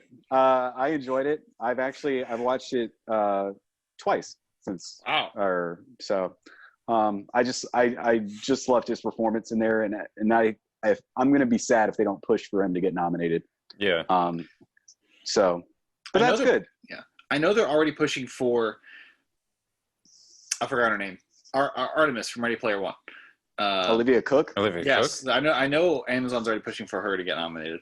I could have go without that. But whatever. Yeah, I mean, I thought she was very good, but I thought, I agree. I thought the other two were a lot better. The best ones in the movie. If they make Kill Bill 3, I want What's-His-Face to be Bill, even though he's dead. The whole movie, I was like, he looks so familiar, and afterwards I was like, oh, he looks like... Oh, that's funny. I didn't even think about that. You're right. That's too funny. Okay, but I guess now's my turn. Now I'll actually be positive for a change. I'm not gonna end this on a bad note. No, I think it's like Oprah. You get an 8. You get an 8. You get an 8. I think I'm gonna stick with an 8 as well. I was hovering around 8, 8.5. But I think Ryan and I were kind of flipped. I think he liked the ending, and then some of the more beginning parts kind of bothered him, but I was the exact opposite. Like, I liked how they worked their way up to the ending, and then I wasn't that crazy about it. The sound editing and the audio in this film was used like masterfully. And I like how Ryan said it before, where it was you being immersed in his world temporarily just to kind of get sympathy for the character and what he's going through and being in an unknown type of situation, and then bringing yourself back out to the, regular hearing, world. I thought that was very effective because in my mind, that's absolutely for anybody, it's terrifying to get some type of handicap, not being able to see, hear, talk, anything. So it's absolutely terrifying that you're going through that. And then you get kind of a glimpse into that. And I think that's used effectively. I think it reminded me kind of a weird work to reference when talking about this, but we all watched The Haunting of Bly Manor, which I think is the better of the two things, but there's a point to this. Towards the end, and spoiler for anybody who hasn't watched that, have you? No, okay, Ryan, don't. I have a volume control. Just wave your arms. Okay. So remember in towards the end when it's I forget whoever Mike Flanagan's wife, the person she Kate plays Siegel? at the end. Yes, thank you. I totally blanked her name. When her character is in that chest drawer thing, and she's in this personified version of limbo, where she's stuck in this just room that's dark. I thought that was a perfect almost non thought of way of personifying hell almost in my mind. That was so well done but so simple. And I thought that the audio in this was kind of that same thing. It's he's deaf. This is kind of what he would hear, and that's a good way of personifying that. So I thought that was really good. Another thing I thought was really cool, but it's subtle at the same time, is when he first meets, what's the character's name, Ryan? You said can you still hear me? Can you hear me now, by the way, Ryan? I was okay. Sorry. I meant to give an audio or a cue. No, but now I'm asking. I'm segueing to another thing that I liked. What's the guy's name who you said looked like Kill Bill? His character's name, is it Joe? I think it's Joe. Okay, let's just call him. Let's just call him Joe. When he first meets Ruben, he is showing him around, but then brings him to that upper office area and hooks up the little computer where it's got the microphone and writes down and dictates his dialogue. Sorry. And and the way that they communicate, it's it was cool because he reads his lips and then he reads the monitor, and the exchange, obviously not common at all, but it's still kind of interesting that they're still able to have a unique and regular conversation. I thought was whoa, that's so cool. The pacing on this movie, I thought, was fantastic. I was in it an hour, and I thought I'd only been watching it for, let's say, 20 minutes. I thought it was because the scenes were so interesting that I was just zoned in, so much. So I liked it a lot. The ending, I was not crazy about Miss Olivia.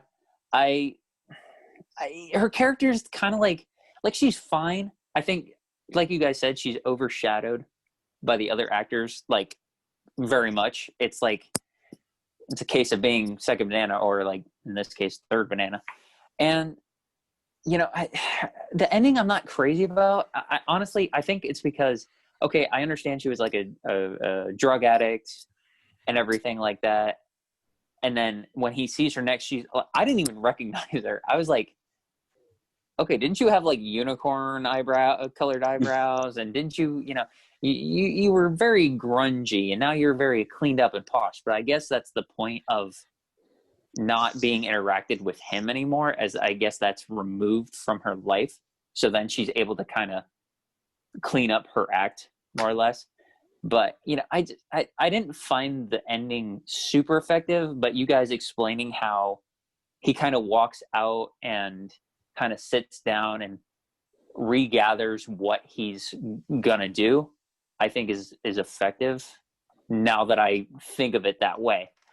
otherwise, I just kind of thought it ended, and I was just like, I disagree with Ryan, where I could have taken another like half hour of this. Like if this was a 2.5 hour movie, I probably would be okay with that, because I thought the pacing again was so good, and his time in that little facility was really interesting.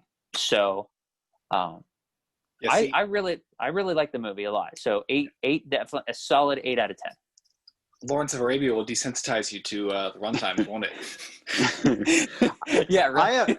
I didn't share my opinion on the ending. I thought there really wasn't I think that was the best ending you could have. I mean, they obviously set it up with that conversation he has with Joe.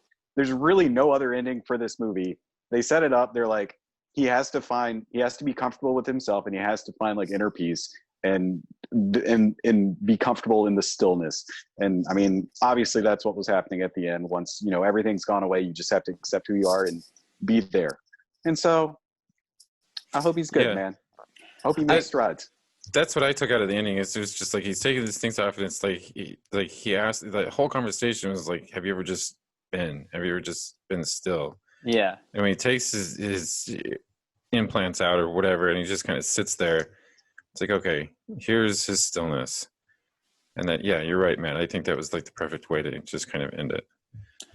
Okay. I mean, that makes sense. Like, I liked I don't like it, but the reason for which I don't like it makes it effective with his conversation with Joe. Like, hey, you did this, your current state being what it is, you have to leave. I get that. And I actually, for the sake of drama, I like that.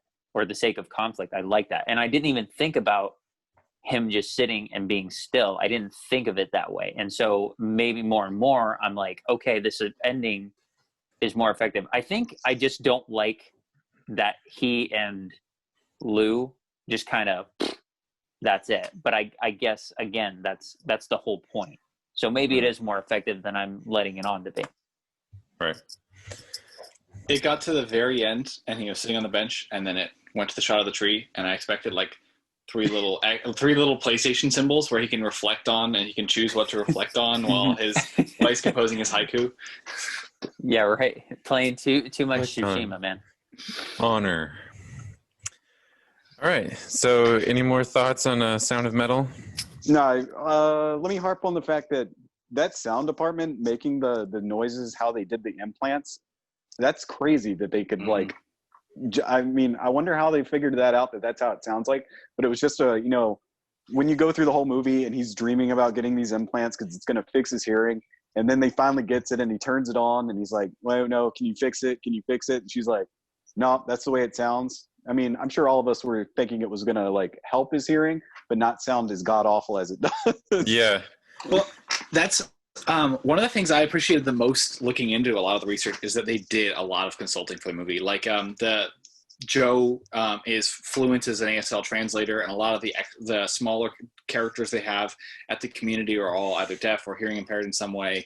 They put a lot of work into it, and they did a really great job with the work they put into it. Which I know this is a weird way to jump all the way back to Nicolas Cage's Jiu-Jitsu. But is why I gave that 1 out of 10, because you brought in you put in the extra mile for like having a great stunt team, and then you like chop it to heck. So anyway, I really appreciate the work they put into that movie. Me too. Yeah, I did like that whole conversation that you had with the doctor. The doctor was like, "It's your brain. Like we're tricking your brain into thinking it can hear, and this is how it's hearing right now." And just his face was just like, oh, crap. Okay, so we're moving on. Moving on to Alex's Classic Corner. This week, Alex, you reviewed Lawrence of Arabia, and we're running on time, so you're going to have to, Yeah, that's fine. I wasn't going to... Don't make this as long as Lawrence of Arabia really is. All right, let me take you on my 3.5 hour long journey. He just pulls out the script and reads it. Right. No, I think first of all, 7 out of 10. I thought it was fine. I didn't think I was blown away, but I think I tried to, again, with all these classic movies, I try to put myself into the time frame in which they came out. So, no, Ryan, I know. I know. Not. I think 7 is fine. Like for me, the sound is good. I think obviously the biggest thing from this movie for me is the scenery. Absolutely top notch. I mean, I rented it on Vudu and I got the restored version. I'm sure that had something extra to help with the settings. But I thought it was really good.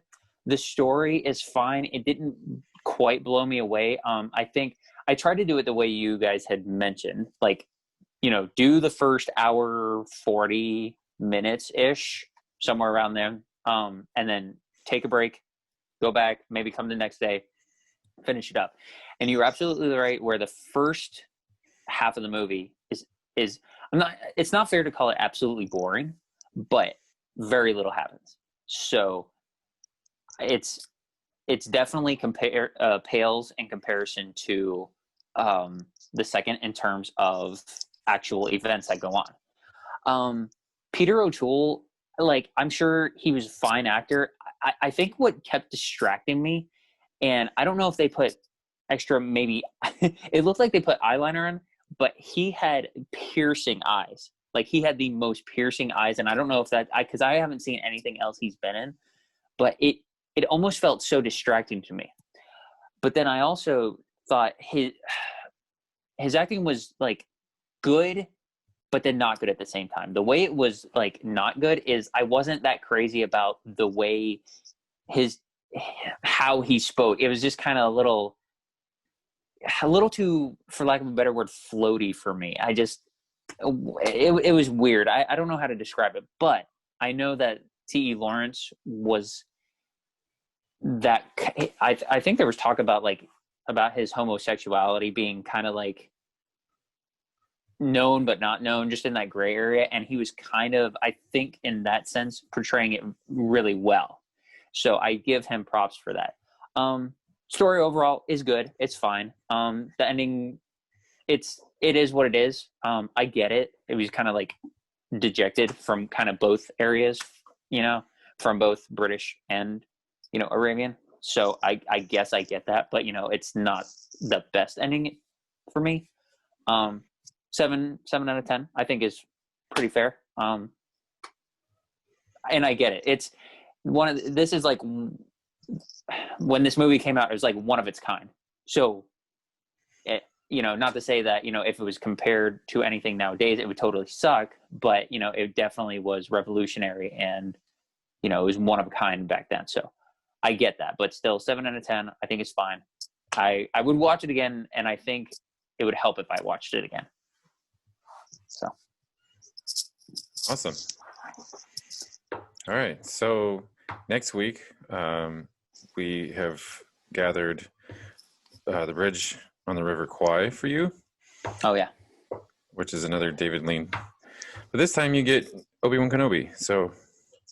Let me say that was my favorite part of the entire movie. Sorry, just Alec Guinness.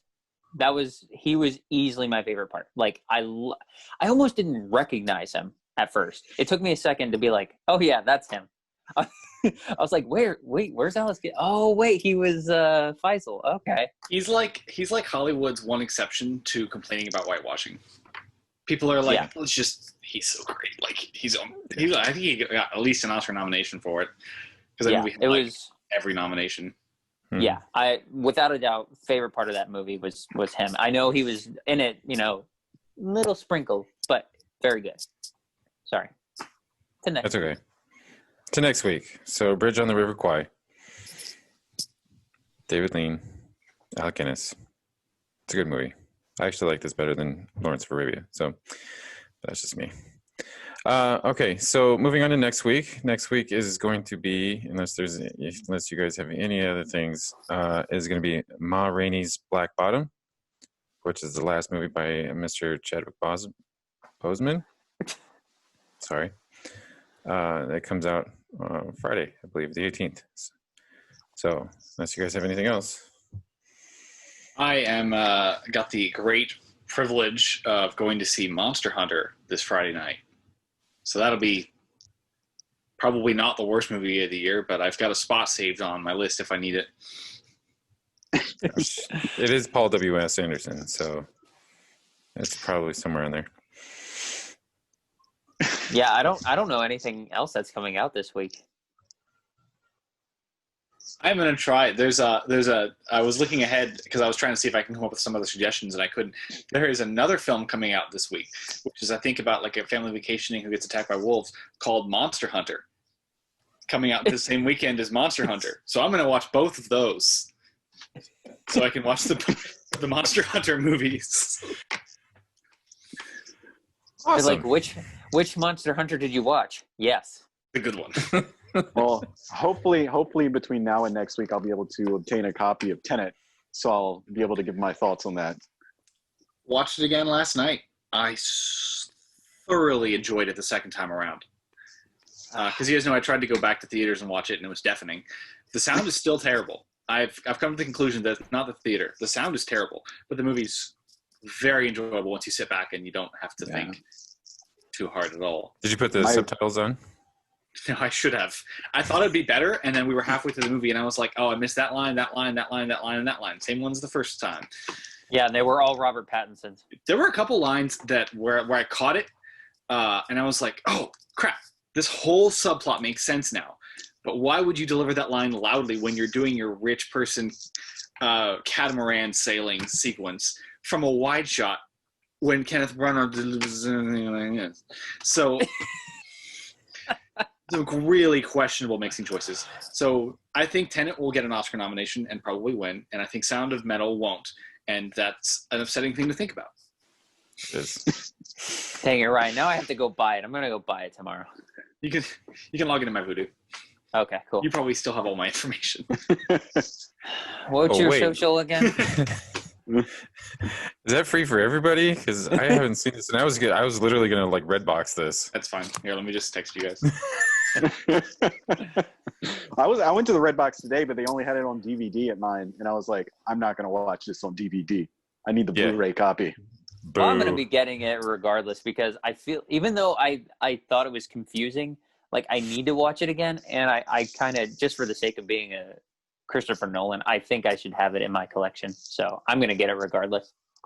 Let me know if that's not it. I think it's it. Probably. Okay. Is it voodoo.com? Yeah. Okay. Voodoo. Oh, voodoo. So then let's do like a little mini review for Tenet next week, since I'm probably going to watch this the next day or two. So yeah, mini review, but main review is going to be Ma Rainey's Black Bottom. Cool? Cool. Okay. Any other thoughts? All right. Well, then we will see you guys next week.